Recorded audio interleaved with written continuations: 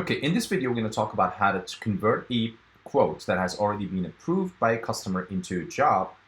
Second, we're going to create a job from scratch.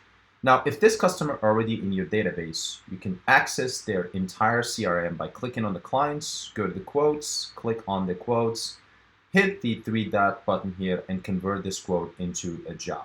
This simplifies the process. It picks up the name, the locations.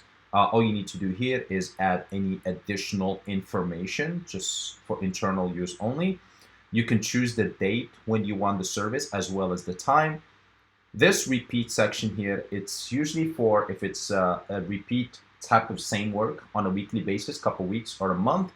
You can choose to do that at what duration of the time. And what this system does, it's going to create this work order on your schedule every Wednesday for the next 6 months. Here in the select team, so if you have multiple employees, you can assign specific employees to work on a specific project. You can have a single individual or multiple people working on a project simultaneously. Here is the item lines from the previous quote that we put. Keep in mind, you can customize this again as you wish. There's total flexibility on if you want to change the prices, if you want to change the items. You can always add more item lines into your job order. Once everything looks good, all you got to do is hit done. So now you have a job that is scheduled. You converted a quote into a job. But let's talk about the scenario where we want to create a job from scratch. So you can click here, select the clients. Again, this gives you a list of all your customers. So once you import it, it makes it so much easier to choose and select from, or you can always add in your one.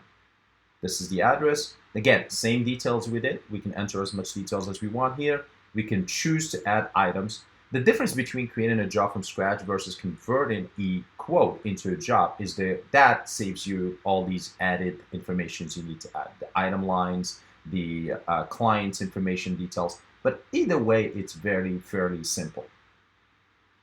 And once you do that, and if you go at the bottom menu here, it's going to show you those work orders that you have scheduled in your timesheets. Now, if employees are working on this project, they will also have these work orders onto their schedules. Employees are not able to see the item line prices or any descriptions. They only see what's assigned for them.